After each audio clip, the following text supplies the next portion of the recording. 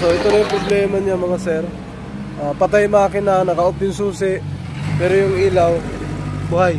Buhay pa rin. Ayun, buhay pa rin. Naka-off ang ayun, yun ang pinoproblema ni sir. Naka-off ang susi. Yan, medyo pansit muna. Naka-off yung susi. Naka-on lang yung susi, pero yung switch naka-off, pero buhay yung ilaw doon sa harapan. Ngayon off natin yung susi kasi naka-on siya. Off natin kung may reaction doon. Ayun, wala. So ibig sabihin naka-off yung susi, naka-off yung switch, pero yung ilaw ayun, buhay. So may kababalaghang nangyari. So yun ang hanapin natin ngayon. Tingnan natin kung anong magagawa natin. Dagdag lang natin sa theory. So wala tayong susi, bali naka-off yung susi, pero tingnan yung dashboard. Pagbuksan natin, ayun, may ilaw siya na kulay green. Pag naka-low yan, naka-park yan. So dapat ang ilaw niyan park light. So pag ipailawin natin yung isa, yan, naka-high yan. Tapos yun na, naka-low, high yan, pero umiilaw pero walang susi. Naka-off position tayo pero nakabukas. Ibig sabihin there's something wrong. Kung sa madaling sabi, nakarekta. Yung supply kinuha doon sa hindi sa ignition. Kasi kung sa ignition kinuha yung supply, dapat nating to. Ang gagana dapat dito, signal lang, tapos hazard. Pero ito, gumana. Ano? So ibig sabihin, nakarekta. Yun ang hanapin natin kasi nakabuhay lagi yung ilaw kahit naka-off yung susi. Okay? Kasi ang ginawa yata, ayun, yung troubleshoot natin kasi ang ginawa yata is sinama sa power. Okay? Yan. Kaya Timano, buhay na kaagad siya kahit hindi ka pa nakasusi. Hanapin muna natin. Ayun, so matapos yung mahabang proseso, baklasan yan. Automatic works. Pagkatapos ng mahabang baklasan, mula taas, pababa. Tataka ako bakit parang may sunog ganon. Ayun, sa ilalim. Okay, so marami-rami, medyo mahirap na ibalik yan. Sana mabalik pa yan.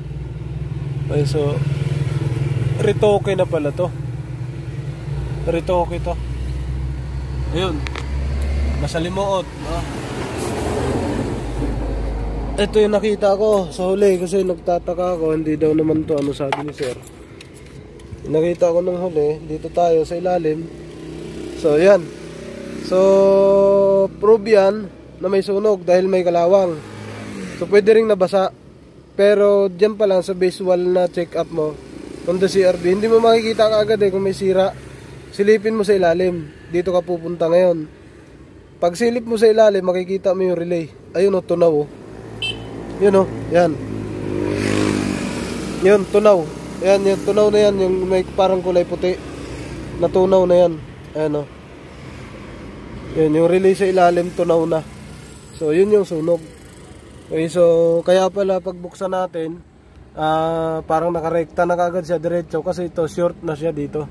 Nagsushort na siya, ibig sabihin, yung supply niya, yung ground supply niya na dapat sa susi, trigger supply niya, na-supply na ng positive. Kaya kahit hindi mo i-on, naka-trigger na siya. Pag i-off mo, hindi na rin siya nagka-cut off dahil sunog na nga siya, naka-diretso na. May continuity na. Yun yung relay na yun yung sunog. So, need to replace or repair or depende kung paano mangyari. Okay, so automatic works, electrical services. Ayan o. Ayan, Honda CRV ba to? Honda CRV. Ayun, tostado yung relay o. Tapos yung natusta to, pati yung chip dito, nadarang. Ayan, nangitim o. Oh, yan, nangitim. Umalisa yung mga, covering niya. Kaya nawala, maraming nawala doon sa sakyan. Itong relay, nag-steady on. Dami nawala, putang. Pero dati nawala yung brake light. Kapitan na, yung bago. Yan, park. Low.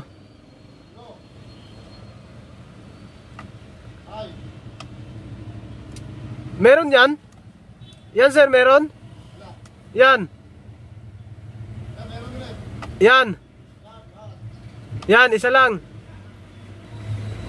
Gilid lang yan. Nakalo yan. Yun, meron dito. Ikaw yung ano, switch. Off. Off. Park. Isa lang. Okay. Tapos isa pa. Low. Isa pa ikot, oh. Hindi, ikot. Yan. High. Ikot pa isa, sir. Ikot pa. Ba't isa lang? Yun. Low. Okay na.